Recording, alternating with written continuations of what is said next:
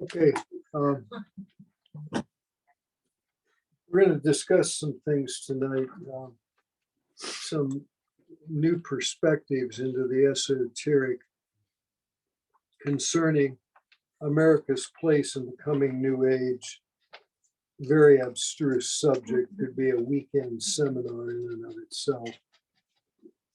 Some experiences that I've had on the inner planes concerning what's going on in the world, which I consider to be a war being fought between good and evil. It's an old war. It's what took place in Atlantis. It rose again in World War II with the rise of the Nazi forces, and it's raising its ugly head again in across the planet. It's not just American politics, but across the planet. And the primary point of concern is that I want to start out with is America's place in what's going on in the world. It's long been said that America holds a unique position in the evolution of the fifth root race at this time, which is the Aryan race, not to be confused with what Hitler was talking about, but what the Theosophists are talking about, the fifth root race. We are the fifth subrace, the Anglo-Saxon subrace of the fifth root race. America is its crown jewel. England and America, and other nations, of course, too, Canada and Australia, New Zealand, make up, South Africa, make up a portion of this fifth subrace of the fifth root race. There's no mystery in the minds of the esotericists why everybody in the world wants to come to live in America. There's no secret to it. This is the place to be. It was designed that way. What a lot of the esotericists don't know and don't understand is that we're halfway through the life cycle of the fifth root race. The sixth root race is already beginning to emerge. We're seeing signs of it in Western Australia.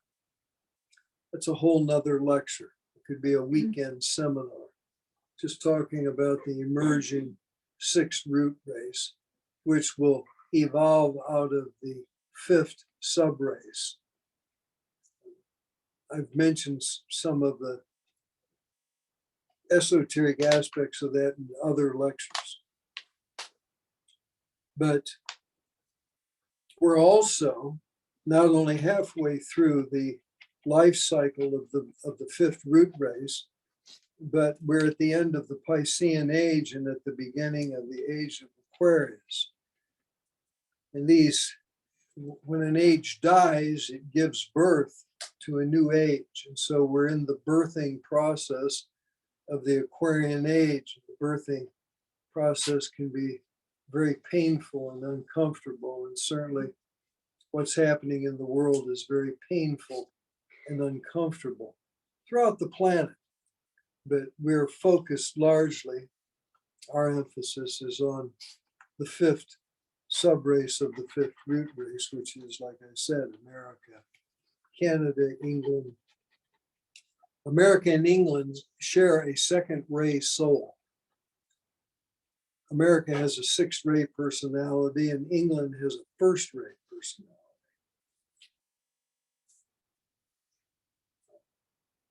That's another weekend seminar, just talking about that. It's huge. We don't have a lot of time here tonight. We've got about 45 minutes. So we have to pack in as much as we can.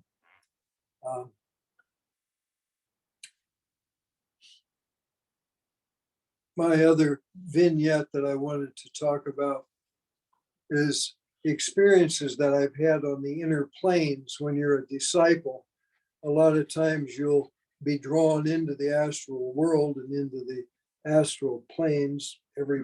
Each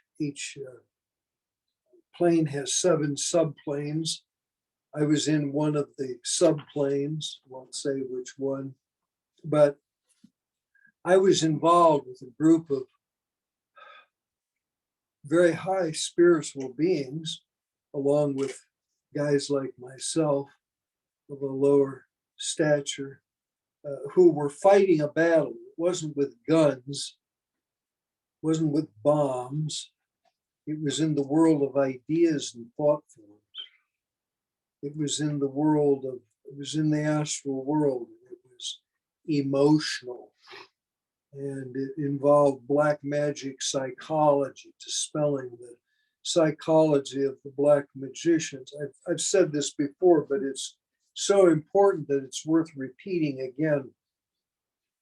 Mahatma Moria, we don't have a picture of him. We got Kutumi's picture. He was a partner with Mahatma Moria, a master on the first ray, who was one of the founders of the Theosophical Society.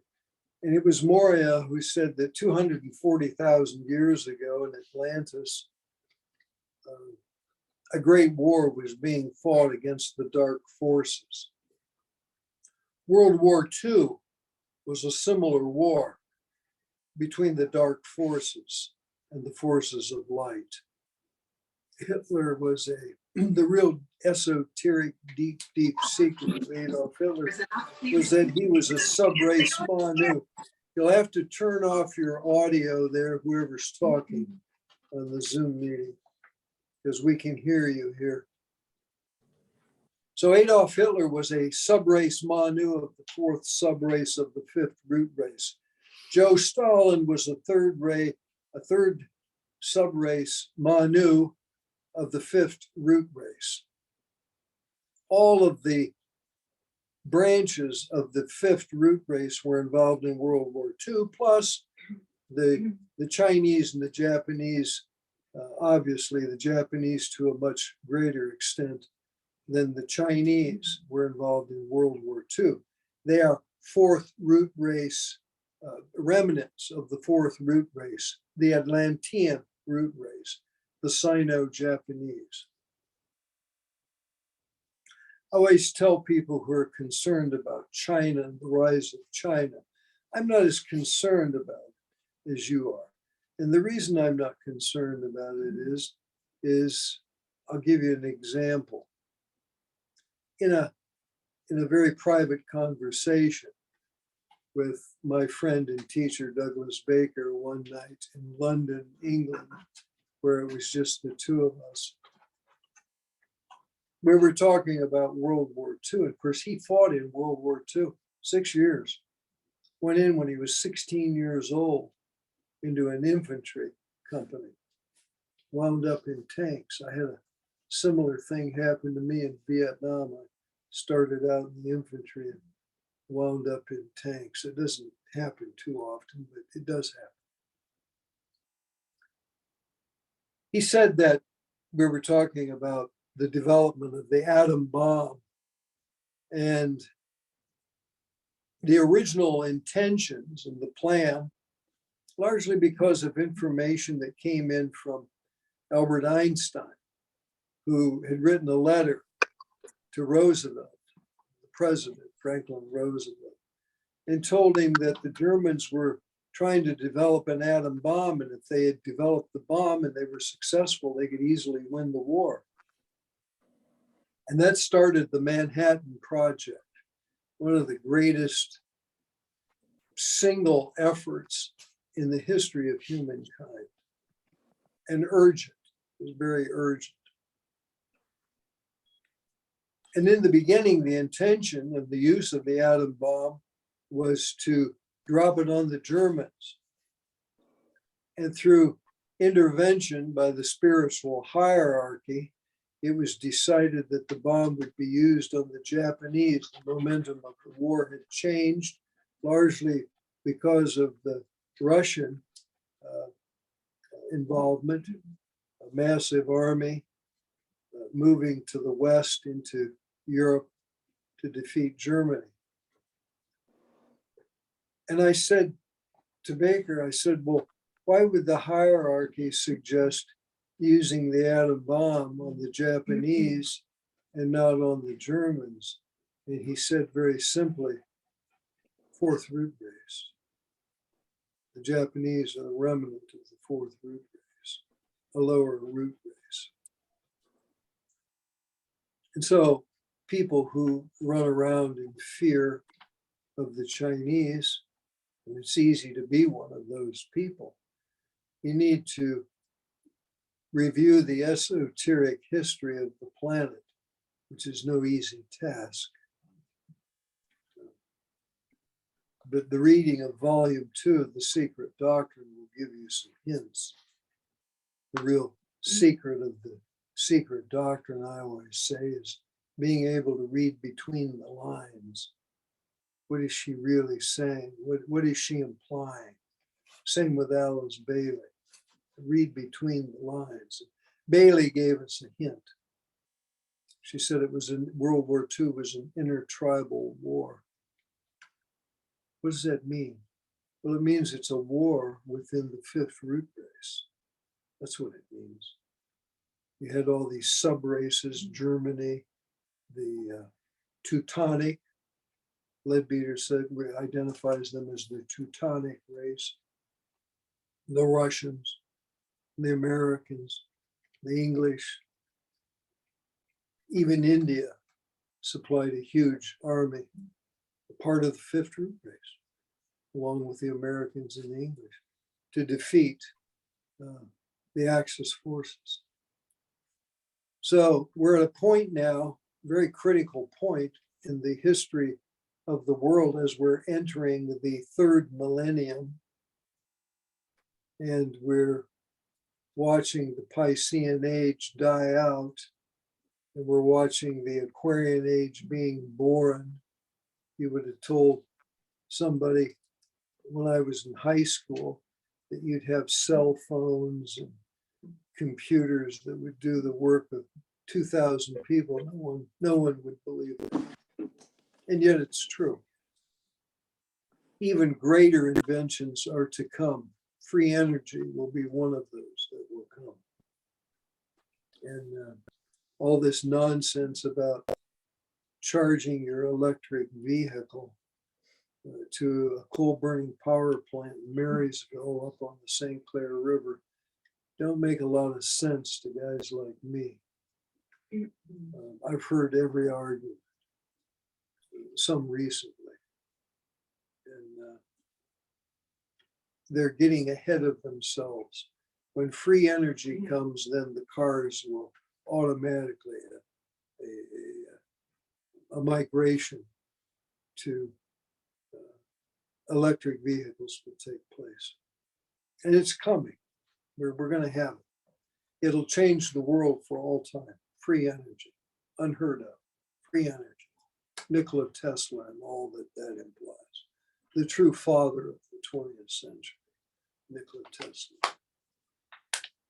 So America's job is to lead the way. That was the part of the plan of the hierarchy. And if they fail to lead the way, which right now they're floundering, then the coming age will either be delayed or the responsibility will fall somewhere else, perhaps in Europe. Some very esoteric people I know are thinking along those lines. This is what I believe, based on my dream. And the externa, I'll explain that in a minute, and the externa that happened that led me to my conclusion. And when I say externa, I mean that people who are esoterically aware will have events that will take place in their life that will supply them the externa that will open the channels or the window or the doorway into a higher esoteric understanding of worldly events. And the externa that was supplied to me came through my career at General Motors in the design center, at the General Motors Tech Center. And one of the things that I became aware of early on was how corrupt these executives were. Unbelievably corrupt people. Disgustingly so. Morally so. Ethically. In every way that you can imagine. And I realized, because of the third postulate of the ageless wisdom teachings, as above, so below, that where I was working was just a microcosm of America, that the whole political system was corrupt, that all of the institutions were largely corrupt, and that if the prophecies were correct, and I believe they are correct, that it was all doomed to fail. It's failing. Education is failing. The banks are failing. Medicine is failing. The politicians are failing. The churches are failing. Everything is failing. And that's what happens at the end of an age, because those things have to die out. And they have to be reborn or re-energized. And the hierarchy will re-energize them. And I believe the esoteric teachings are correct, and I believe that they are, that in May of 2025 at the Wesak Festival, the Buddha and the hierarchy of our planet will once again meet, and they will determine the energy to be put into the direction of the planet and of mankind at that time. It's coming. It's not far off. We're almost into 2023. So we're talking about 5 months into 2025. Some immense congregation of immense spiritual beings, masters and Nirmanakayas, the Mahachohans, and the who knows, all the solar lords and beings that will be in attendance there, and lowly initiates like any one of us that could be there, that could be involved in it in some way. That's what we're trying to do here. Small group, trying to bring out a light in the world that is really spiritually dark, in a very dark period, and trying to shed light and understanding that will give hope to mankind for what is to come. And America's destiny is to lead the way into this new age.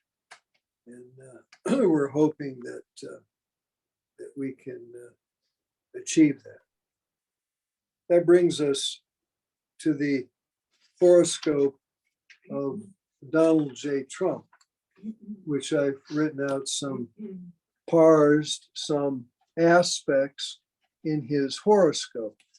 And we won't have time to go through all of them, but we can look at a few things. Now, I've got to backtrack for just a minute. I told you that I was on the inner planes the other night fighting this war. There were no guns, there were no bombs. It was a war that, as I said, it was mental and it was astral. And it was a war that was being fought against the psychology of the black magicians. And as I started to tell you before I regressed, that it was Mahatma Moria who said that 240,000 years ago, it was actually 220,000 years ago, he had incarnated in the world to fight a great war against the black magicians of Atlantis. And that Atlantis had become so corrupted, so vile, and had lost its direction so blatantly that if you told the truth, you could be put to death. Anybody who spoke the truth was an enemy to the state, to the government that was in charge. We're there right now. We're at that point in America right now. So microcosmically, we're going through a great war. It's being fought here in the physical plane through the world of ideas, as Alice Bailey said it would be. It would be fought through television, through the airwaves. She didn't know anything, barely knew anything about television, and didn't know anything about computers and cell phones. But she knew that it would be fought in the airwaves somehow and in some way. And that was her clue to us. And when we read between the lines that it would be fought in the clouds and in the air and in the sky, it meant through the airwaves, through a special kind of a technology that hadn't been born or brought into the world yet.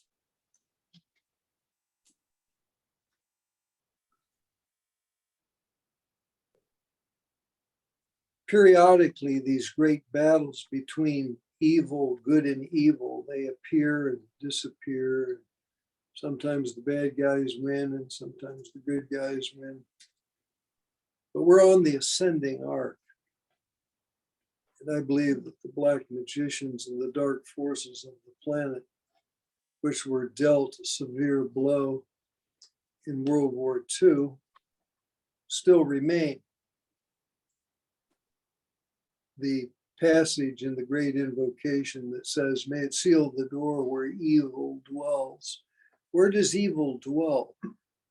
Well, according to Blavatsky, it dwells in subterranean regions of our planet, in the lower, densest parts of our planet, as you might expect, and in the lower, densest points or places in the astral world. She said that it was under the Atlas Mountains, a region of tunnels. Baker told me a story one time, Tracy might remember this, about how he had visited this place where evil dwells. And that there was a human being who part of his discipleship was to be stationed there to try to save the souls of these astral entities. They're not physical, they're astral entities. And they come out and surface into the world periodically. They take over people. And they can take over world leaders if conditions are right. They can take over mass murderers. They can bring mayhem to nations. We saw it in World War II. So they have to be defeated. And the great invocation, which was given out at the end of World War II, I knew a lady who was there when the night it was given out, Rose Comito. Some of you have heard me talk about Rose Comito, a healer. She was an anchor for a healing devil or healing angel, angelic being, who healed me, curiously. One night, it was the first time I met Baker. She was there and healed probably 100 people. She didn't heal them. The healing deva, this angelic being, healed these people who were suffering from back and hip pain. Anyway, a story for another time. So in my dream, I was guaranteed, or nobody said, oh, hey, Dave, here's the story. But I could sense intuitively, mentally, that the good guys were going to win. The good guys were going to win this terrible war of psychology and evil that's taking place in the world. It exists in all countries.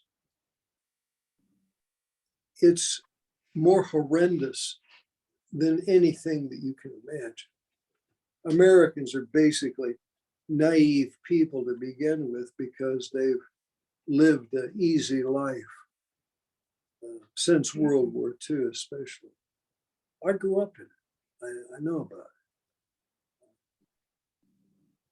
We all know about it. We don't all admit it, but it's true. Americans are pretty soft. They're envied throughout the world. That's why everybody's trying to get over here to live. This is the place to be. Again, it's the home of the fifth subrace of the fifth root race.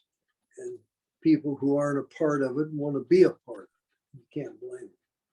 They can't produce it in their own countries or haven't been able to, mostly because of corruption and corrupt politicians. So they come here by the millions. What's the population of America? Well, it's 3 times what it was when I was in the 2nd grade. That's a lot. If it was 120 million and now it's 360 or close to it, well, there's 3 times. Where does it end? You can't sustain it, so it has to be stopped and controlled. And so that's a huge problem that has to be worked out. It has to be resolved. I've said for many years about Trump, since he got into politics, I want to talk about the horoscope. And he was the harbinger of the 4th ray. And the 4th ray is coming in very powerfully in the word. Stop that. The puppy is a little out of control here today. So don't scratch her. Okay? Don't scratch. So, she might have to go. oh yeah, yeah. Can you go out with her? Take her outside. Come on. Go on. Come on. It's okay. It's okay. It's okay. Get the leash. Yeah, get the leash and then she may follow you out. Have a little technical problem here with the puppy tonight, so she may have to go outside. Yeah. Oh, damn right. So anyway, Donald Trump, his ascendant is a Leo, and you can see that here in this chart. This is his horoscope here. He has a very powerful influence, Leonine influence. He definitely looks like a Leo. He acts like a Leo, a very pronounced Leonine type personality. Part of it too is from the region of the country that he grew up in New York. He has that New York kind of a way of talking, and he has that New York kind of a first-rate personality, which he does have. He has a first-rate soul, and he has a first-rate personality. The spiritual hierarchy has, for many, many years, since World War II, wanted an American president with a first-rate soul and a first-rate personality. Blavatsky had a first-rate soul and a first-rate personality. They can be used for good or evil. Adolf Hitler had a first-rate soul and a first-rate personality. So they manifest themselves from extreme ends of the spectrum, for either for the good or for the bad. So we're looking at Trump here with his first-rate soul and his first-rate personality, and the fact that the planet is being flooded by 4th ray energy and 3rd ray energy and 7th ray energy. And those 3 rays 3, 4, and 7, are very powerfully being energized. And there are people who are under the influence of these rays very significantly in their lives. And Donald Trump is one of them. He's feared because he's going to shake things up. One of the things that the fourth ray energy does is it decentralizes government. And it brings about city-state government, which is what existed in Europe during the Renaissance, was city-state government. And that's the only way that the swamp in Washington and all the corrupt politicians can be cleaned out, or the system can be improved, is through establishing governments with more control in each state. The issue, when the Declaration of Independence was being written and the Constitution, the concern was states' rights versus federal rights. You can already see the fourth ray influence. All you got to do is turn the TV on and watch the news. The states are struggling for more control. And the central government in Washington, D.C. doesn't want them to have it. Because if the states have it, the power in Washington is not needed. And that's what's coming. And they fear it. And this guy is their enemy. He is the enemy of the deep state.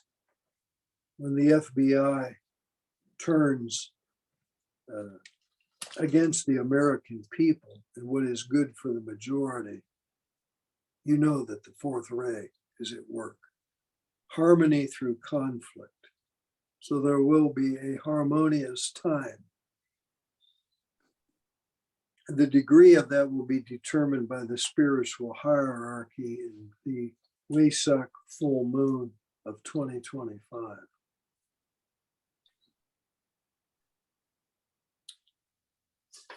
So I'm going to read off some of these aspects as I went around the chart. Now, this is called parsing. And in parsing, we can take an aspect and turn it into a sentence. We call it the lingua sacra, the sacred language. And so these are just a few of the things that I've written out here. Many of these are very, very obvious. So there's not much new in it. But I'll give you some new information as we get into this. Neptune in Libra retrograde in the second house. The second house is the house of personal wealth and money. He's got Jupiter there, and it means big money.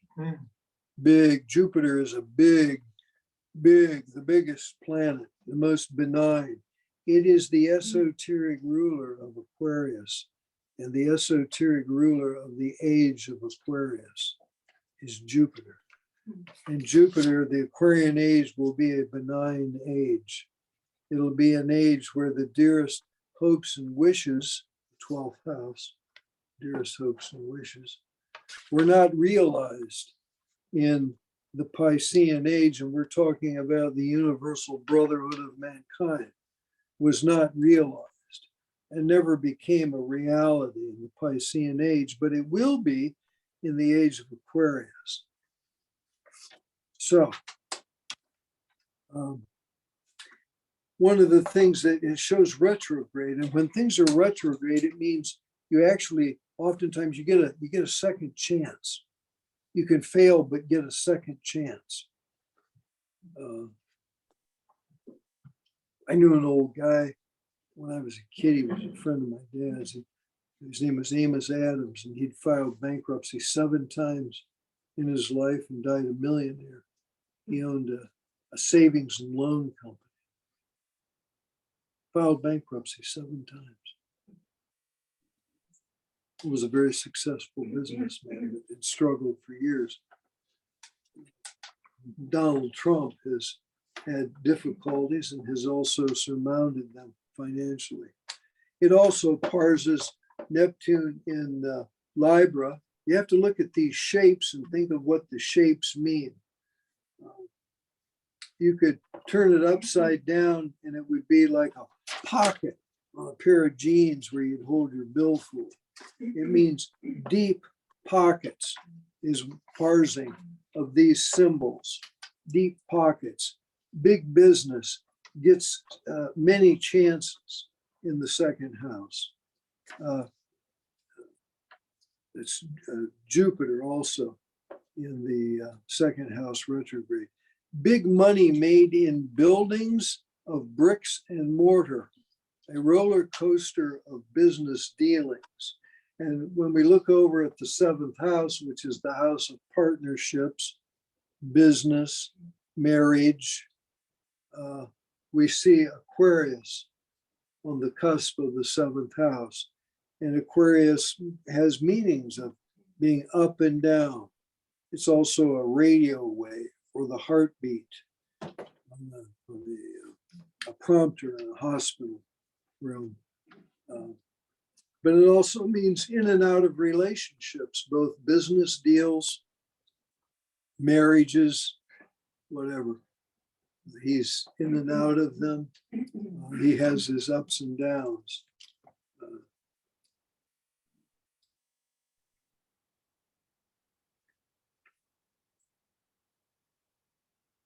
What's interesting here in the midheavens is Taurus, which is its natural home is in the second house, and it's business dealings. And one of the things that we think of morphologically, and the only way that you can really understand any astrology, and especially esoteric astrology, is to not only think of the symbols, how they repeat themselves in life here on Earth, but also the morphology of the symbol, how the symbol can morph, and it can be many things. It can be, as we've talked about before, it can be a book, the spine of a book turned upside down. This is the spine of the book. These are the laminated pages. Libra rules laminations. Taurus rules the bull market. We think of the bull, Taurian bull. We think of the neck of the bull as a massive, powerful muscle. Churchill used to say, guys that were real gutsy, brave in World War II, he'd say of them, he's got a neck, and implying the Taurian energy of a person who was tough and who could take it and who would stick their necks out to do the right thing. It's also a strong and willful personality. And again, we said that Donald Trump has a first-rate personality and a first-rate soul.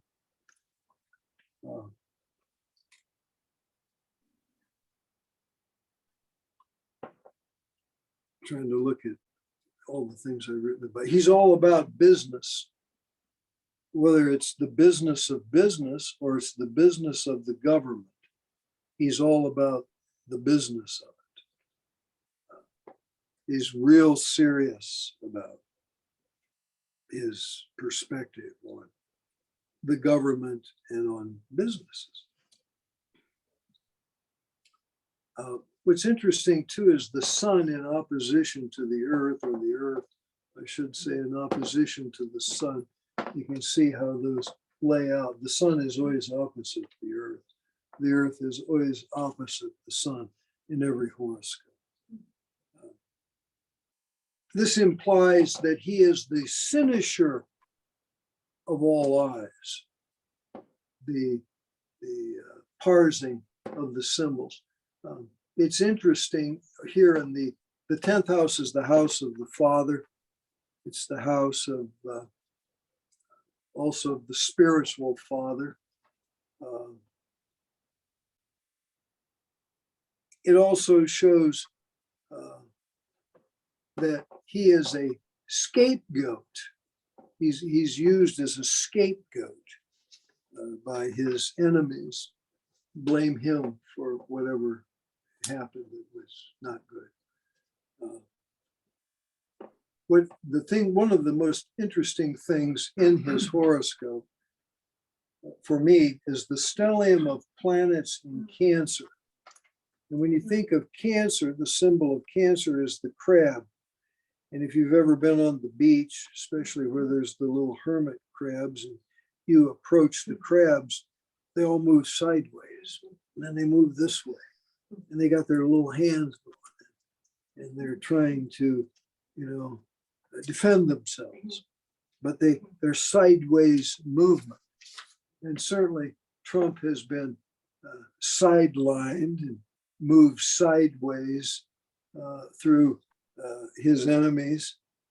What is interesting is that his karma, Saturn, long-term karma, is in the 11th house, which is ruled by Aquarius, which is ruled, by Jupiter, and is the natural home of Aquarius. And it means, I have a similar thing in my own chart, it means that his karma is benign. It rolls off his back. I've had horrible things that happened to me in my life, and I would come out the better person for it. And that's what happens when your karma is benign. You don't suffer long-term damages or repercussions from your karma because your karma is under the umbrella of Jupiter, which is benign energy. And so he has that aspect in his horoscope. That he's under attack, constantly under attack. It also shows, it's an interesting thing really to think about. It shows in his Uranus and Gemini in the 10th that he's more of a father figure to his wife, and he likes that. He's fatherly to her. Of course, she's younger than him, and she sees him as a father type figure, a benevolent father type figure in the 10th house.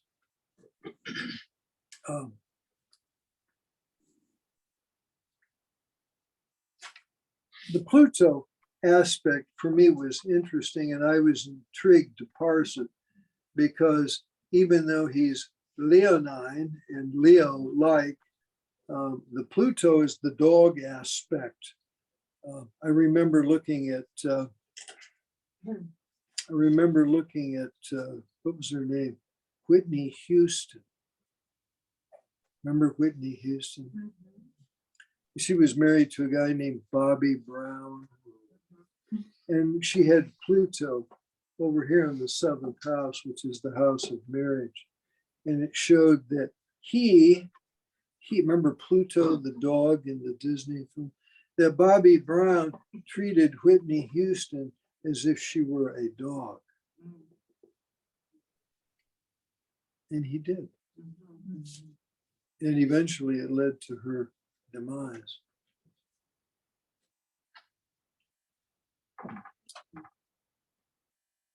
This is very powerful, what I'm going to tell you next.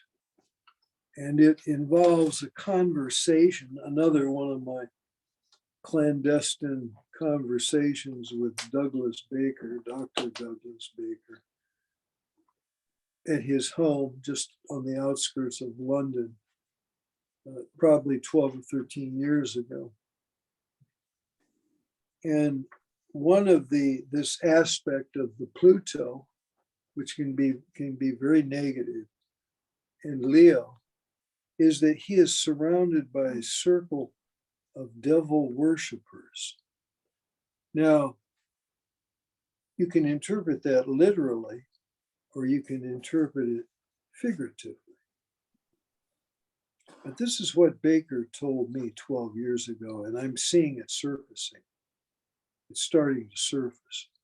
And I'm going to, as soon as I tell you this, I'm going to have to resort back to my dream and the externa that took place the next day concerning my dream of fighting this tremendous war against the dark forces. Baker said to me in all confidence, and because he was an initiate being and had initiate knowledge, he said, the world is being controlled by a group of billionaire pedophiles. The biggest money being made in the world is not off the drugs. It's being made off of child pornography that's on the dark web. And that millions of people, mostly men, will pay hundreds of dollars to watch a 10-minute video of pedophiles interacting with children. Now, I'll just stop for just a minute. Hundreds of thousands of people are coming across our border, and a lot of them are unaccompanied little children. Do you think that's an accident? If you do, you're a fool. You're an absolute fool. They're being brought here to be trafficked. They make more money off of those children than they do off the drugs they're bringing. There's a war going on with China through drugs like fentanyl, which is 100 times more powerful than heroin. Now they're trying to make it look like little candy, like little colored cereals. What are they called? Fruit Loops, kind of candy. Fentanyl. And they want to try to kill as many people as they can, the Chinese, and they're using the drug lords of Mexico to do it. And we're letting them in free. We're letting them come in. Now you have to ask, why are we allowing that? And once you understand why we're allowing something that nobody in their right mind would ever allow, then you begin to see the clarity of the picture. And this is what Baker said to me 12 years ago, 13 years ago. He said, the major news networks are acting in unison to protect the pedophiles because they themselves are involved in the pedophilia and in the enormous money that's being made off of child pornography and all forms of pornography, but primarily child pornography. Now, how many of you know about adrenochrome or adrenochrome? Yeah. That's where they take a child and they terrorize them and then they kill them, and the blood is highly adrenalized.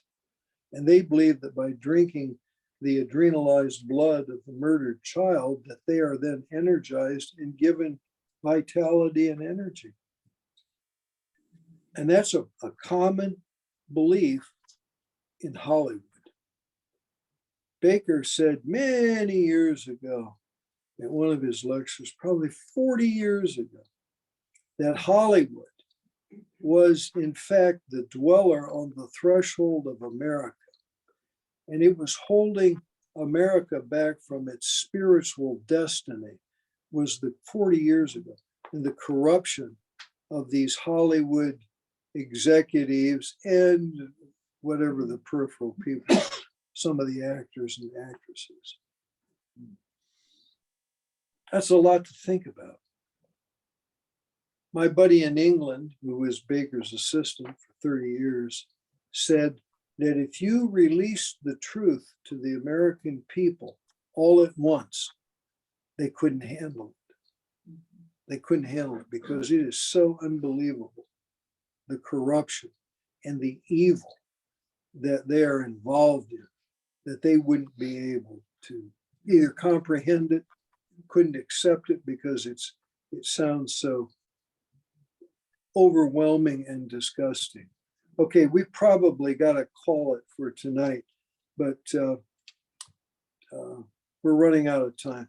Is there any questions? Anybody has any questions here at our classroom here in Rochester Hills, or anybody from around the world who's may be on the Zoom meeting tonight?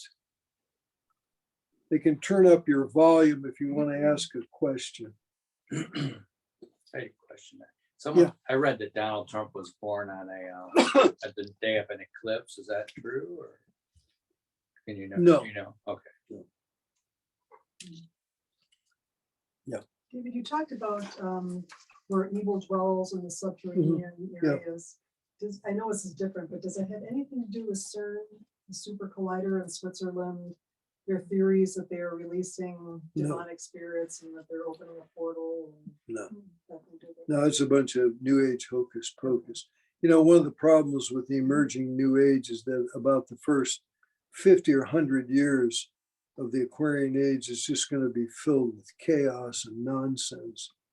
What's interesting is that the CERN collider is built on what was the farmland of Paracelsus, the great mystic healer, and the father of really alternative medicine was Paracelsus. Yeah. Where was Donald Trump born? What state or? He was born in Jamaica, New York. Which is, Oh, there we go. New York. Huh? yeah, New York City, but Jamaica. Yeah. Yeah, right. Is there anything in the chart about a happy ending for this man? Well, he's going to be under attack. He's the cynosure of all eyes, and that he's constantly under attack. And Roosevelt was similar in a way. People either loved Roosevelt or they hated him. And Donald Trump is the same way. There's almost no in between. Yeah. Yeah, somebody had a question. Oh, yeah. You mentioned earlier, David, about the bad souls living in the Atlas Mountains. Underneath, subterranean caverns. Yeah, Blavatsky says that those tunnels, natural formations, they're not man-made, that they go all over the earth. They're immense. I've heard that they put 25,000 reptilians on our planet years ago, and they're living like underneath the ground, and they come out every once in a while. Well, that certainly applies to the dark forest. These were beings that evolved out of Atlantis, and they can call them reptilians. I don't see them as reptilians, but that brings an interesting story about Atlantis that is so bizarre that if I were to tell it, just nobody would believe it. But they were able, the black magicians of Atlantis, through incantations and through the spoken word, that they were able to create beings with human bodies and the heads of animals like bears and lions and ferocious animals. And they used them as part of their army. And one of the things that's interesting, and I don't watch much of these new movies that are out, but you see these movies where they're back in some ancient past history, and they're fighting beings like that. And it shows that truth of that exists in the collective consciousness of mankind, and through the creative energies of the artist, it's coming out. It's coming out gradually. And when the hierarchy is fully manifest and they start telling these stories about Atlantis and what it was really like, the young people who are fortunate that they're being exposed to this will be better able to assimilate that knowledge than what we can. Does that make sense? Yeah. It's in preparation for the real anthropological history of mankind. But do you think some of these government people are reptilians? Because I've heard they're shapeshifters. No, but I think that they're involved in black magic knowingly and unknowingly, that they're involved in evil. And it doesn't matter if they're the guys in the FBI, or CIA, or sitting in Congress or the Senate. It's black magic. And if you read what Blavatsky has to say about black magic, that it's so prevalent that we're all affected by it. We're all created. We're all involved in it, whether we know it or not. And that I've had dreams where I was on the razor's edge, and that if I move slightly one way or the other, I was in the realm of the black magicians. And so, therefore, the path is truly straight and narrow. Straight is the gate and narrow is the way. And it really is it's a difficult path, but it's the path of discipleship. Yes, somebody have a question out there in the Zoom meeting? Yes. Hi, David. This is Jean Ross. I Hi, do have Jean. a question about Yeah. the prognosis for Trump's future, because he's been maligned for so long, and one way or another they're trying to get him down. Is his influence going to wane in the future, or do you think it's going to advance and increase? Well, let me tell you something that's very esoteric about Donald Trump. And it's, in a previous life, he was Andrew Jackson. And Andrew Jackson was the great champion and the hero of the Second Revolutionary War that saved America from England. Some say that was a good thing, and some say it was a bad thing. Regardless, he, more than any one other single person, was the driving force behind the victory of the Second Revolutionary War of 1812, in the Battle of New Orleans primarily. He has a tremendous affinity that he doesn't understand for Andrew Jackson, who I believe also had a Leo ascendant. And if you look at those two guys, one of the characteristics of a Leo is to have a lot of hair. And Andrew Jackson had this huge head of hair, like Donald Trump has, and with an ascendant Leo. And I have his sun in me. I have a lot of hair for a guy my age. It's just a physiological phenomenon that is related to the Leo aspect of the horoscope. But Trump will remain influential whether he runs or not. I'm going to give a lecture one of these days on the parallels between the life of Andrew Jackson and the life of Donald Trump. Both had wives that were maligned by the press. Both men were cheated out of elections that they had actually won, but the divisory forces in the press were against them, and they were cheated out of their election. Those are just two of the extraordinary atavistic, we say atavism, from past lives that carry over into the present life. Similar karma, similar vibrations. But like I said, the thing that's interesting about him is that his karma is in the 11th house, which is the most benign of all of the planets.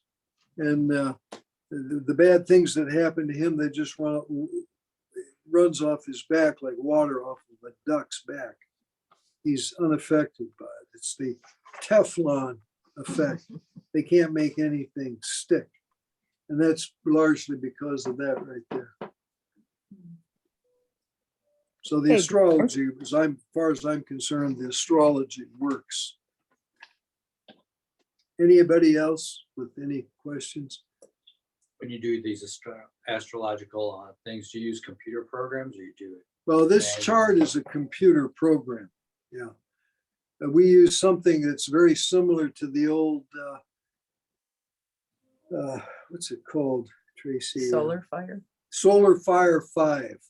It's very similar to Solar Fire 5. It's actually a little more accurate, I think, than Solar Fire 5, which is a good system. But yeah, that's pretty much it. Maybe this winter, I'll do a fireside chat out in the family room there.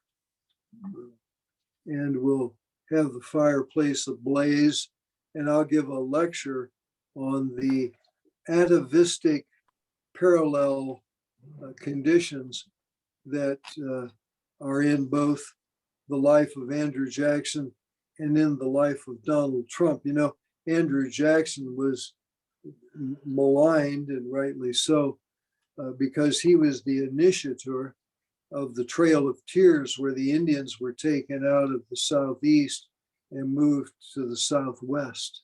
It was a terrible tragedy, but again, it's about the root races. And I gave a lecture one time where I was oversouled, overshadowed by an immense being, and I gave a lecture to a group of people who were hostile towards South Africa and the supposed racism of the white South Africans against the black. I lived there and I never saw that. So you can put things in the press and make people believe them, and they have no knowledge. They just believe whatever they hear. But I gave a talk about it, and it ended with my consciousness coming back into my own mind. I had been used as a vehicle, explaining the evolution of the root races to a group of people who had no idea what I was talking about. But the vibrations were so high that when I came to my senses and my consciousness was restored, the entire room was in tears. They were just sobbing uncontrollably. And then they came up to me and told me what a wonderful speech that was that I gave them. And I had almost no memory of what I had said, but I knew while I was saying it that it was the most beautiful stuff you ever heard in your life. It's the way it works. Okay, well, that's it for tonight. Yeah. Thank you, Dave.